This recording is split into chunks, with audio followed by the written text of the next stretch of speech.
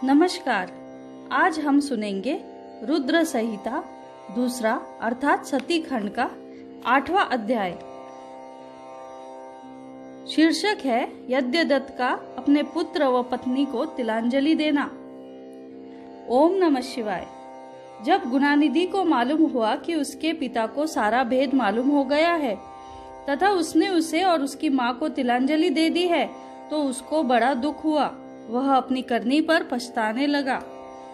वह भूखा प्यासा शिव मंदिर के पास जाकर बैठ गया।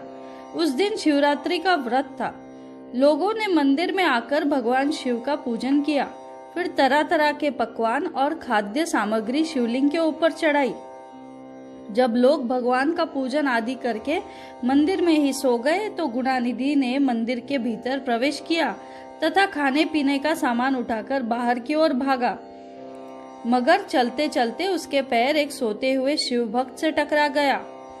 फिर क्या था, उस भक्त के मुंह से चोर चोर का शब्द सुनकर सभी लोग जाग उठे तथा दौड़ते हुए गुणानिधि का पीछा किया। बहुत से नागरिक भी उन भक्तों के साथ मिल गए। अंत में उन लोगों ने दौड़ते हुए गुणानिधि को पकड़ लिया तथा सबने मिलकर उसको ऐसा मारा कि वह मर गया।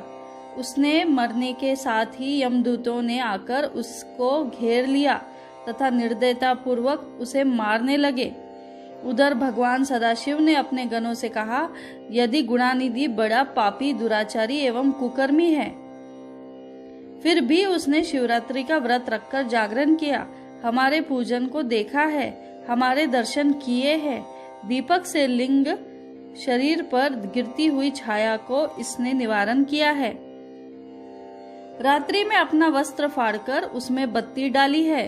प्रसंगवश उसने हमारे गुणों का श्रवण किया है और ऐसा ही और धर्म कार्य किए हैं। अतः वह हमारे लोक को आएगा एवं कुछ दिन तक यहाँ रहेगा।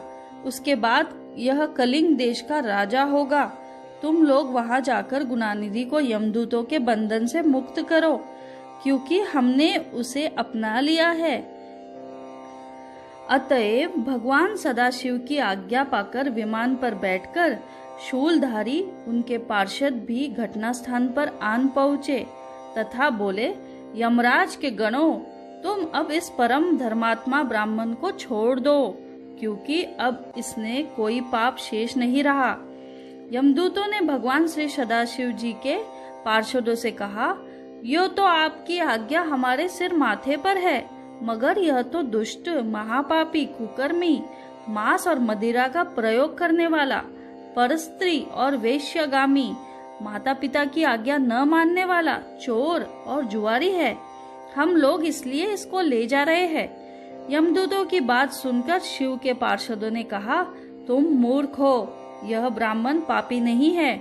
इसका सबसे बड़ा धर्म तो यह है कि उसने पुराना कपड़ा जलाकर शिवालय में प्रकाश किया, रात्रि भर जागरण किया, स्थिर स्थित से शिवालय के द्वार पर बैठकर इसने भगवान श्री सदाशिव जी के पूजन को देखा तथा हरि कीर्तन सुना। इसलिए भगवान श्री सदाशिव जी की इच्छानुसार यह कलिंग देश का राजा बनाया जाएगा। तथा इस प्रकार कहने के बाद भगवान श्री सदाशिव जी के पार्षद गुणानिधि को अपने साथ ले गए। इति 8वां अध्याय सतीखंड का समाप्त। अब हम सुनेंगे 9वां अध्याय, जिसका शीर्षक है शिवरात्रि के व्रत के कारण गुणानिधि का शिवलोक जाना। ओम नमः शिवाय। यमदूतों से मुक्ति पाकर गुणानिधि भगवान श्री सदाशिव जी के पार्षदों के साथ विमान पर चढ़कर शिवलोक को गया। यमदूतों ने जाकर सारा वृत्तांत यमराज से कहा, जिसे सुनकर यमराज ने कहा, जो व्यक्ति भस्म रमाए हुए हो, रुद्राक्ष की माला धारण किए हुए हो, शिवलिंग का पूजन करता हो तथा श्री सदाशिव जी के गुणों का गान करता हो, छल से ही सही उसके पास बिल्कुल न जाना। दूतों से यह कहकर यमराज ने भगवान श्री सदाशिव जी को प्रणाम करके कहा, आप मेरे इस अनजाने दोष को क्षमा कर दे। अब गुणानिधि की कथा सुनिए। यमदूतों से मुक्ति पाकर जब गुणानिधि शिवलोक को गया तो कुछ दिन तक वहां सुख भोगकर वह कलिंग देश का राजा हुआ। कलिंग देश के पहले राजा का नाम इंद्रमणि था। गुणानिधि ने उसके यहाँ अरिंदम के नाम से जन्म लिया। अरिंदम भगवान श्री सदाशिव का अनन्य भक्त था। महाराजा इंद्रमणि अपने पुत्रों में उदारता, धीरता और वीरता इत्यादि गुण देखकर उसे राज्यपाट देकर आप तप करने में लिए चले गए। अरिंदम ने सिंहासन पर बैठने के साथ प्रजा को यह आज्ञा दी कि सब लोग शिवालय में प्रतिदिन रात्रि को दीपक जलाया करे। यदि कोई इस आज्ञा को नहीं मानेगा तो उसका सिर धड़ से अलग कर दिया जाएगा। इस आज्ञा से राज्य भर के समस्त शिवालय प्रकाश से जगमगा उठे। राजा अरिंदम ने अपने न्याय से प्रजा को खुश किया। दीर्घ काल तक वह राज्य का सुख भोग कर शिवलोक को गया। हे नारद, शिवजी की थोड़ी सी सेवा भी बहुत फलदायक प्रमाणित हुई। यज्ञदत्त के पुत्र गुणानिधि का यह चरित्र जो सुनेगा उसकी समस्त कामनाएं पूर्ण होगी तथा उसको बड़ा संतोष प्राप्त होगा। अब तुम मेरे मानस पुत्र पुलस्त्य का हाल सुनो। मेरे पहले पदम कल्प में मेरे मानस पुत्र पुलस्त्य से विश्रवा का जन्म हुआ था, जिसके यहाँ एक वैश्रवन नाम का पुत्र हुआ था, जिसने भगवान श्री सदाशिव का उग्र तप किया। उसके उग्र तप को देखकर भगवान शंकर ने प्रकट होकर उसको साक्षात दर्शन दिए। भगवान श्री शिव शंकर जी को देखकर वैश्रवन ने कहा, प्रभु, आपके अप्रतिम तेज को देखकर मेरी आंखें अपने आप बंद होती जा रही है। अतः मुझको इतनी सामर्थ्य दीजिए जिससे कि मैं आपके चरणों के दर्शन कर सकूं। यह वैश्रवन यज्ञदत्त का पुत्र गुणानिधि ही था। भगवान सदाशिव ने गुणानिधि की भक्तिपूर्ण बात सुनकर उसके मस्तक पर हाथ फेरा। प्रभु की कृपा भरा हाथ फेरने के साथ ही गुणानिधि में दिव्य तेज का अवलोकन करने की शक्ति आ गई। उसने भगवान श्री सदाशिव के साथ भगवती शिवा को देखा तो वह सोचने लगा कि यह गुणवती एवं रूपवती स्त्री कौन है जो अकारण ही गुण के मन को मोहित करती है। यह बड़ी सौभाग्यवती है जो भगवान के इतनी निकट रहती है। इसके माता पिता भी धन्य है जिन्होंने की ऐसी रूपवती कन्या को जन्म दिया है। इस प्रकार बार बार विचार करते हुए राजा वैश्रवन ने भगवती शिवा को क्रूर दृष्टि से देखा।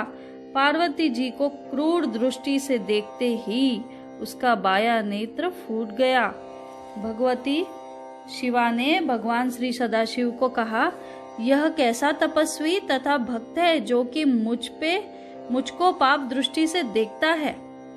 भगवती शिवा की बात सुनकर भगवान श्री सदाशिव ने कहा, देवी, इस तपस्वी ने बड़ा उग्र तप किया है, इसलिए इसका अविश्वास करना ठीक नहीं।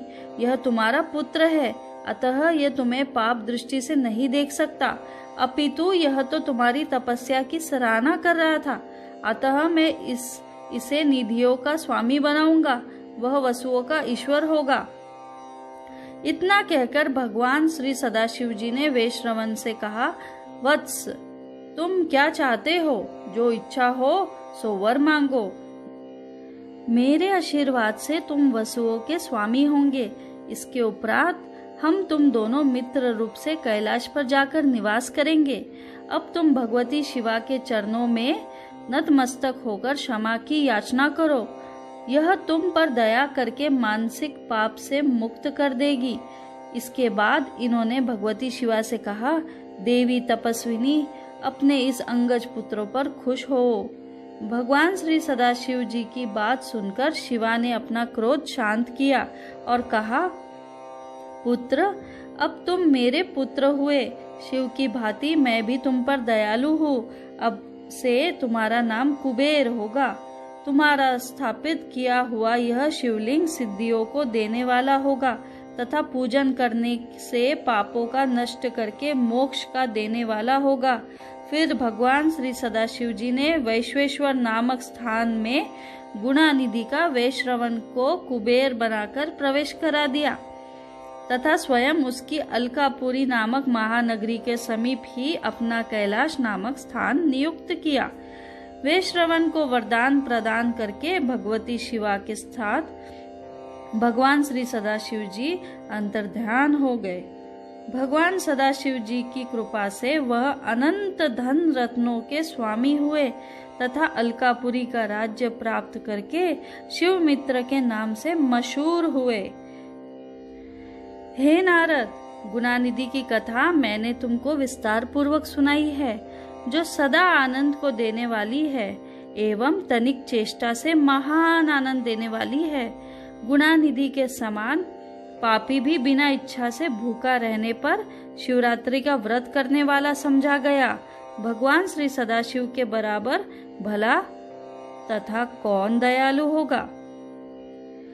इति सती खंड 9वां अध्याय समाप्त।